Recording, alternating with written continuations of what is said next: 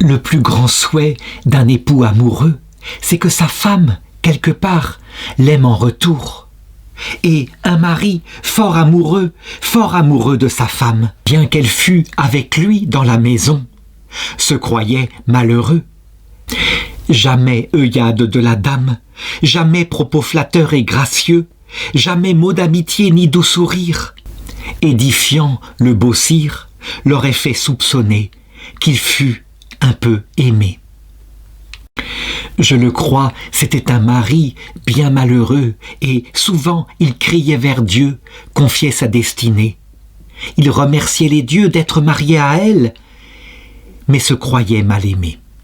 Il était bien malheureux, et on le comprend, si l'amour jamais n'est assaisonné d'une attention, d'un petit mot, d'une caresse. Alors, à quoi sert-il de vivre ainsi ? Il en caressait ainsi la plainte, il en confiait à Dieu, quand soudain, en pleine nuit, un voleur interrompit sa doléance. La pauvre femme eut si grand-peur qu'elle chercha quelque assurance dans les bras de son époux. Le mari en fut tout bouleversé. Il se réjouit et dit « Ami voleur, sans toi, ce bien si doux me serait inconnu.